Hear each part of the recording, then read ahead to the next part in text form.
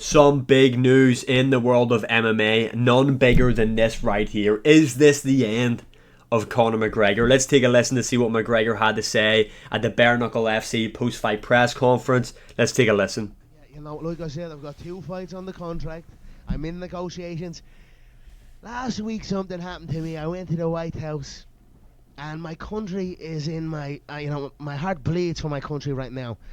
So there's a lot of stuff going on back home. I'm happy with what I've done.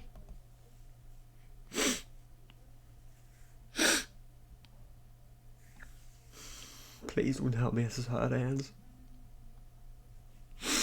You know, there's something else for me that's in my gut right now, and that's kind of where I'm going. So we'll see. Greatness don't rush, and right now Ireland is in my thoughts, and that's where I'm at. So there we go. That is Conor McGregor basically retiring from MMA. That's what I'm taking from this. Like, I don't think we're ever going to see him fight in the UFC again. I know Michael Chandler did say that after he beats Paddy Pimblett at UFC 314, which I'm going to be brutally honest with everybody here, I am starting to get a slight suspicion that Michael Chandler is going to beat Paddy Pimblett. Bruh. Now, I don't want that to happen. I want Pimblett to win. We need Pimblett to win. But styles do make fights. I know that's really cliche to say, but I don't know, there's something about the Chandler-Pimblett matchup that I just can't fully commit to my Paddy Pimblett pick, which scares me beyond belief. But yeah, nice photo here. Nice pause that I got for Conor McGregor there. Yeah, so he says he's got 2 fights left on his deal. We've been waiting to get this a fight at least, or anything announced. Obviously UFC 303, he was announced to fight Michael Chandler. That fight fell through due to an injury, and since then it's just been crickets. We haven't heard anything from Conor McGregor. We know what the UFC are doing with McGregor. Obviously their broadcast deal is coming up at the end of the year, and they're trying to hold off. I think the whole broadcast deal also might be what's affecting the Tom Aspinall matchup as well, is that the UFC are trying to keep hold of these bigger stars that are basically at the end of their career, that are big, massive pay-per-view draws, because that's what McGregor's the biggest draw in combat sports. John Jones is one of the biggest in MMA. So maybe they're looking to keep these guys, shelf them for a wee bit, because they know they can use those big names as leverage when they're trying to get a deal. But I think it's basically set in stone that the UFC are going to go to Netflix anyway. I mean, the company that owns them in WWE, the WWE's with Netflix, makes sense for the UFC to end up on Netflix, and also the UFC aren't happy with how things are going at ESPN. I just think the ESPN's model that they have is completely done for anyway, and I think they are going to move over to Netflix. But I don't think we're going to see McGregor fight in the UFC again, which is sad. Him, for a lot of people, are the reason that they are into MMA, that they have started watching the UFC. I know he had a big part to play in as to why I started getting into the sport as well. Obviously a lot of people have kind of turned on him with what he's done outside of the cage. I'm not here to talk about any of that. This guy's had a legendary career, so he has arguably has had a better career than Khabib Nurmagomedov. If you're going to let me get away with that in the comments. Look, there's an argument to be had there, really. The more I think about it, there is an argument. 2-division world champion, beat Aldo, Poirier, Holloway, Eddie Alvarez. You know what I mean? The guy has a stacked resume, if we're being honest. Now, did he lose to Poirier twice? Shut up. Did he lose to Khabib Nurmagomedov? Don't you fucking ever bring that up again. But yeah, sad day for the world of MMA if it is the end of McGregor. It's basically, his MMA career basically ended after the Floyd Mayweather matchup. The guy made $100 million to fight Floyd Mayweather. After that fight happened, the hunger completely died out for McGregor. He wasn't active at all. He really was not active. I think since the Mayweather matchup, he's fought Khabib, Cowboy, and Poirier twice. So not the most active of runs for someone who constantly says like he's going to be the most active guy. He's looking to have like a season. Do you remember that? Do you remember McGregor's like, I'm shaping up for this season. This is going to be a season for me. And then bro vanishes off the face of the earth again. But yeah, I think we won't see him fight for a very long time, at least another couple of years. And I think if he does make a return to combat sports, I think it will be a dopey boxing match against the likes of KSI, Jake Paul, or Logan Paul. That's what I think that's the route it's gonna go down. He was basically begging in that video at the Donald Trump inauguration to Logan Paul to be like, oh, we had the fight, why didn't you promote it, why didn't you do this, why didn't you do that? So those are the type of fights that Conor McGregor is looking to have in terms of competing in mixed martial arts at the elite level. Right now, I could be proven wrong, he might come back to the UFC, but right now I'm basing it off what everything he's been saying here.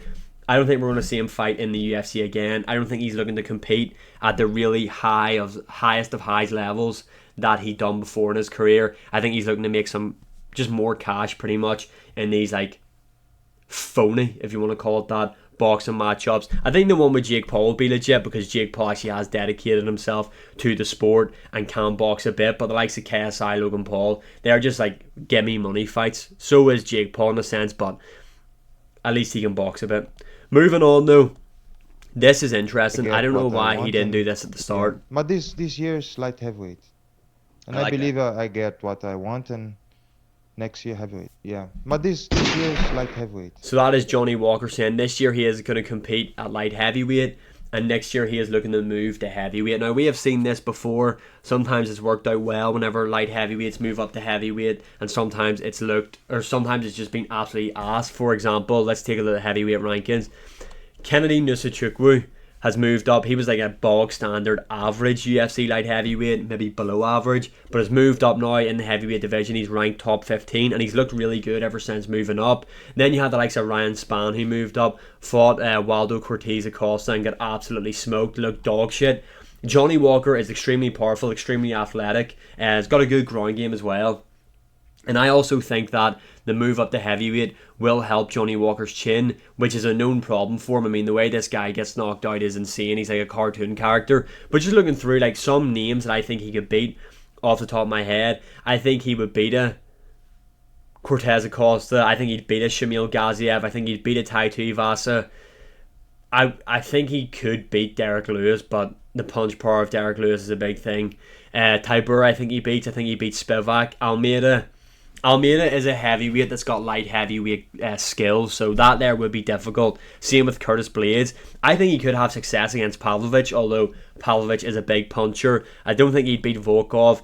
Obviously, he won't beat Jones or Aspinall, so I'm not even going to cover them. But there's no way you're going to sit there and tell me that Ciryl Gane versus Johnny Walker isn't a fight that you would want to see. Like, that there would be a fun matchup on the feet. I want to see Johnny Walker at heavyweight, but I want to see him move up to heavyweight and have one or two fights against like unranked guys at the start, just to see him absolutely put people on t-shirts and then make his way into the rankings. Now obviously the UFC's heavyweight division is ass. There's not much depth in it either, which is a big problem for the UFC's heavyweight division. I honestly think the UFC should do a contender series or something like that. Maybe they don't want to just have a whole series of the contender series dedicated to the heavyweights, but they really need to go out and start getting heavyweights into the UFC because this division is ass. There's no prospects. There's only one fight in a division that everybody wants to see. Nobody cares about any other matchups really in this division. There's no real prospects coming up. It's ass. It is ass. The only intrigue this division has is Jones versus Aspinall. Outside of that, this division is dog shit. And finally, this is the last thing I wanted to cover. You've got Kamaru Usman reacting to Leon Edwards' loss to Sean Brady. Probably should have made this India video closer to the time after Sean Brady just absolutely pile drivered Leon Edwards, smoked Leon Edwards. That might be the most dominant performance of the year, if I'm going to be honest. I think it's going to be hard to top that. Now, you might get like a knockout that's better, but just out-and-out domination against a high level opponent like Leon Edwards. Like, Edwards was in the pound for pound rankings when Sean Brady beat him. You know what I mean? So that there is probably going to be the most impressive performance of the year. In my opinion, I think it's going to be hard to top. But anyway, Kamaru Usman says, when you become champ by some form of magic, you start feeling like I'm the best, but you still have holes in your game. If you don't take time to clean that up, you won't stay there very long. You saw it with Sean Strickland. I hate this take right here about Leon winning the belt was a fluke or it was by magic. You can see Leon Edwards drilling that cross high kick going into the Edwards matchup. You can clearly hear Edwards' corner throughout the fight screaming for Leon Edwards to throw that cross head kick. Now, it was kind of like Leon was out of. It was just like, this is it. He just threw it, which kind of does make it sound fluky in a sense the way I'm describing it here, but it wasn't. You need to hear me out. Let me try and describe it better. What I'm saying is the guy drilled it. His corner were calling for it, and it was kind of like a last resort move. And that makes it sound fluky, but it wasn't. I can't really get my point across. What I'm saying is his corner were calling for it. It's not like he just randomly threw a head kick, caught Usman. It was a combination that his team had obviously seen would work against someone like Usman, and that's what they were drilling and drilling and drilling and drilling.